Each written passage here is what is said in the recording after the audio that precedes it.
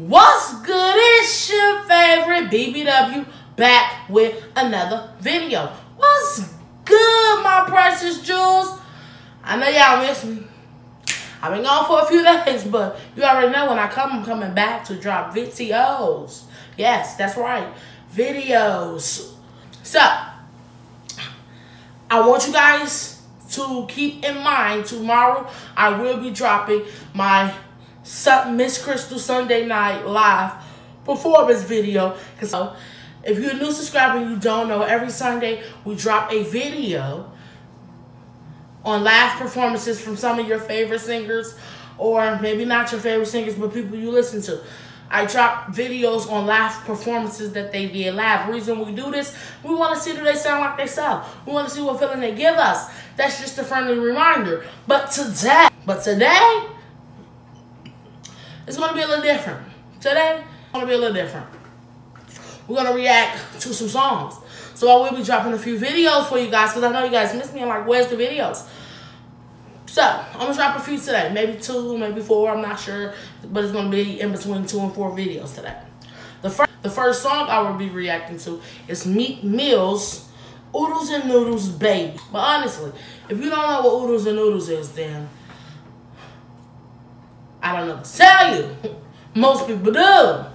You know, the $3, $4 maybe used to be like $6, $4 or something like that.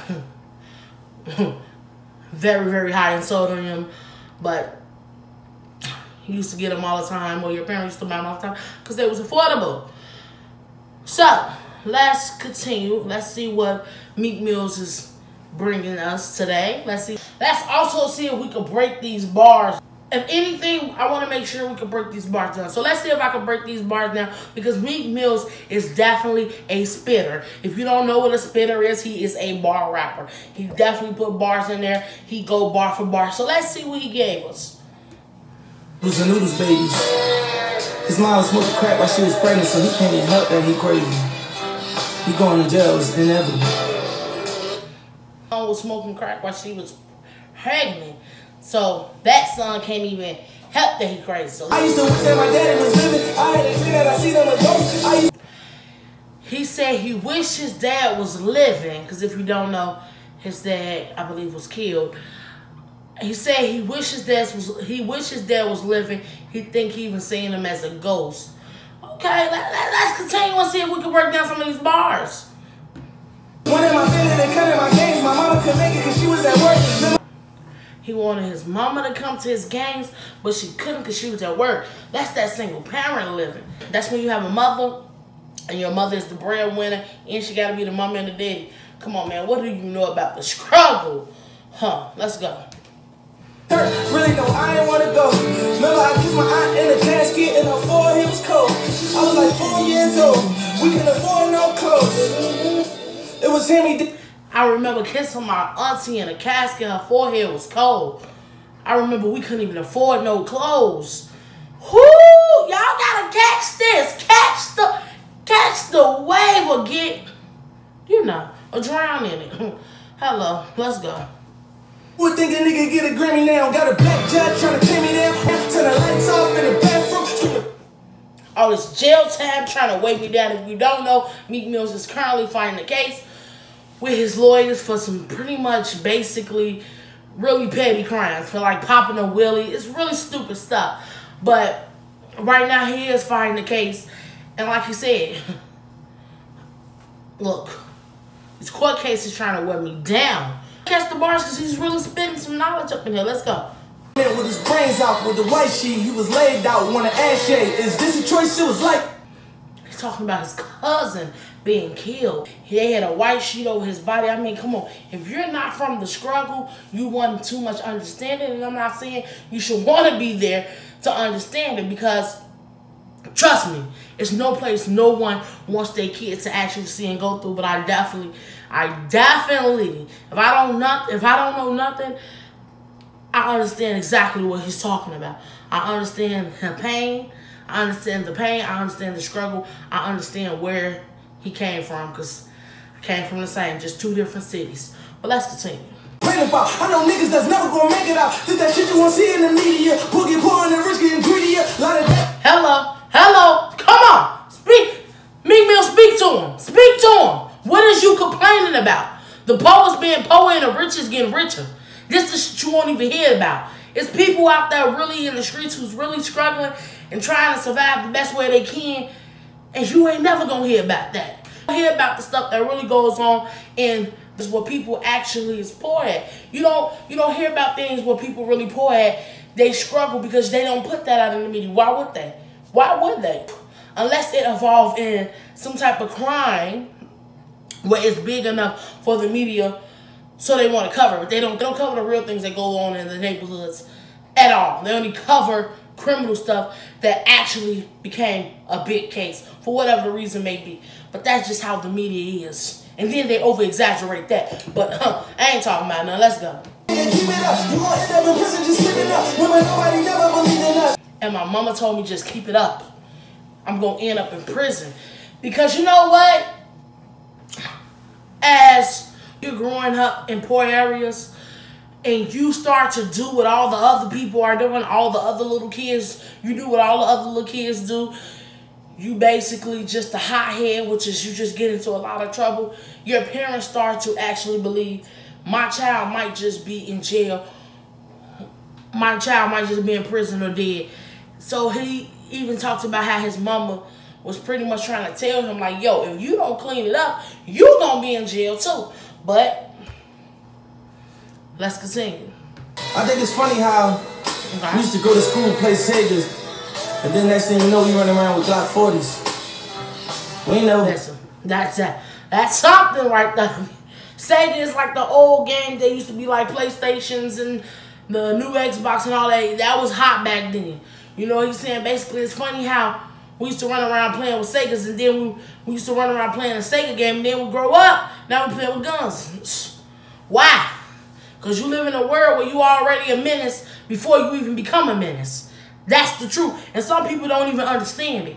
You know, it's a sad situation up in Chicago, in the most poorest areas. And when I tell you, it is a very true thing. Like, your son don't even have to be in any gangs. He could be a straight student that go to school, do his work, and come back home, or try to come back home, and he's still a target.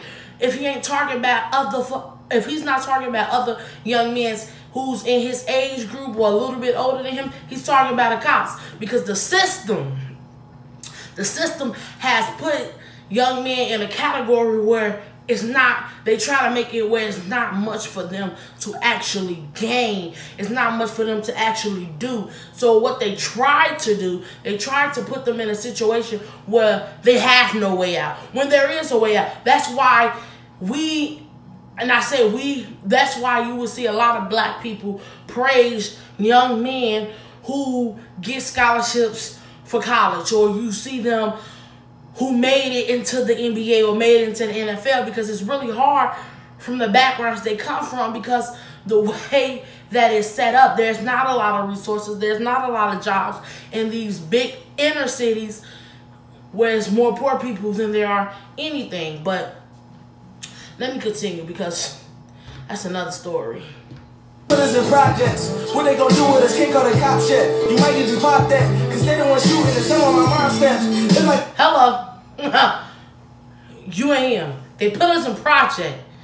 Okay? They the ones who shooting at us and killing us. You know, that's why I really like when Meek Mill put out projects, or when Meek Mill just put out songs in general, because he talks about so much in his songs, and a lot of people don't catch it. A lot of people don't understand it. And that is very true. In a lot of the bigger inner cities, like New York, Chicago, Philly, and the list goes on, they had nothing but these big old high-rise projects where they put a lot of black people in, and you can figure out the rest. And what you have to understand is, if there's a bucket with 100 crabs in there, but only 25 jobs, or better yet, let's make it even better. If there's a bucket with 100 crabs in there, and there's only 42 jobs, how do you think the others is going to survive to feed their family?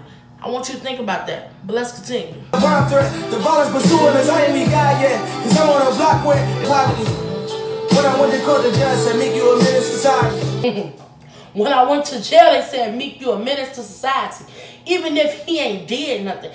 Because it doesn't matter. In real life, it doesn't matter. It doesn't matter. When your skin have melanin and you a man, you a menace to society in the eyes of the court before you even did a crime. Because that's just how they said it. Because honestly, I don't care what nobody say, and I might be in trouble for it, or somebody might be upset about what I'm finna say. But look, judge me how you want, say what you want to say, but at the end of the day, the way that they build it, the way that America is set, is not built for a black man, period. Take it how you want.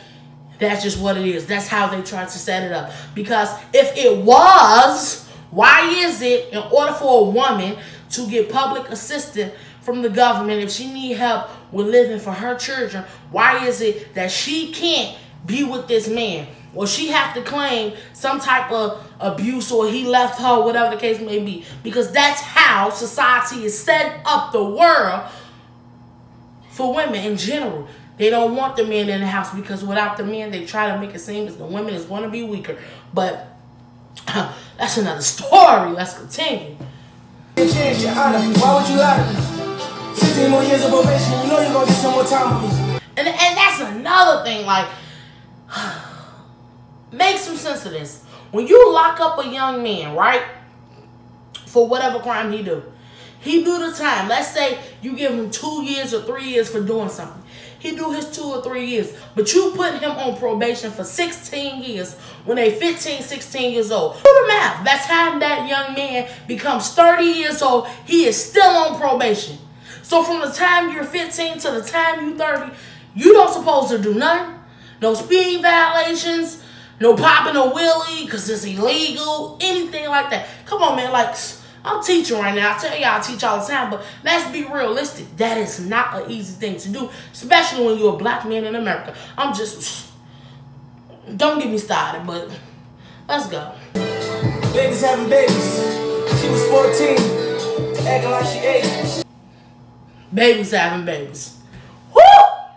Now he's speaking. I don't know what other reaction videos is going on and what they probably saying in their videos, but listen to the words. He said she was 14.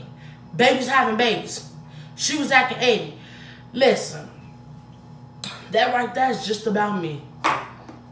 And we not even from the same city. But part of what he said, she was 14. Babies having babies. Acting like she 80. That was me 12, 13 years ago. Now, not fully. The whole concept of what he's saying might not be me 100%, but a good 78, 80% of that concept was me. And that's what I'm telling you, because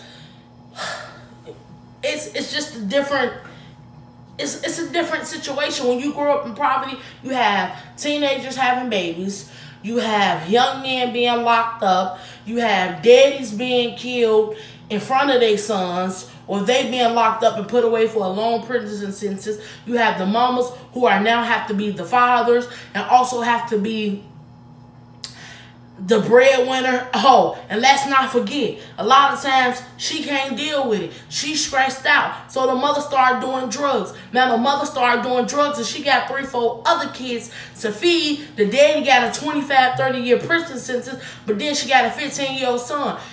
What 15-year-olds you know that actually love their siblings going to let watch their little siblings actually starve because the mother head is all over the place and she ain't coming home every day? But that's only part of the stories of a lot of people who I'm speaking on that's going through that right now. But let's continue, because I can go all day with this, but let's finish it. A billionaire, and I be trying to explain it to him like, if your mom ain't on crack, or if she got a job and she doing 8 hours a day, and your daddy in the graveyard in the jail cell, who the fuck gonna babysit? That's it. I'm done. I'm done with that song, because that song getting too touchy for me, and it opens up a lot of wounds for me. But I was just explaining that to you. If your mother actually work a 9 to 5, your daddy is already deceased or in jail doing 25 to 30 years, and you're between 13 and 15, and you got 2, 3 other siblings, who's providing for the younger ones who barely know how to read already. See what I'm saying? This is what happens in poor neighborhoods, I would say. This is what happened in poor neighborhoods. And it ain't just black people. Let me not just say that. Because I don't want you to think that, oh, I'm just, no. No, this happened in all poor neighborhoods where there's so much craziness that goes on, but nobody speaks on it. Nobody talk about who put the drugs out there to make this situation the way it is. Y'all understand? Nothing happens for nothing. Everything that's going on in the world is the reason why it's happening, and somebody started it to happen the way that it's happening. Once again, that was Meek Mill's Oodles and Noodles, baby. Basically, what I'm going to summarize for this video, summarize for this song, because this was the official audio. What I got out of this is for all my people who went through the struggle and used to eat oodles and noodles, and this is what we went through. Between daddy's being locked up, doing big old bids, mother was a single independent woman who had to actually take care of all the kids by herself, or she probably was on drugs and she gave up. That's what I got out this song. I don't know what you heard or what you might get out of it, but you can always comment and let me know how you feel about it. Moral of the story, is a good song. It got a lot of meanings in it. If you missed it, then hey, I just tried to break it down the best way I can. Once again, that was Meek Mill's Oodles and Noodles, baby, audio. It's been your girl, Miss Crystal. Please like, share, comment, subscribe. Click that bell so you can join the notification game. Before we leave, I'll leave with a positive message. If you don't want to be a crab, think outside the bucket. Hold up. Before you leave, please subscribe. Click that bell so you can be down with the notification game. It's your girl, Miss Crystal. I'm about it, y'all. Hope y'all like that reaction. I'm about it.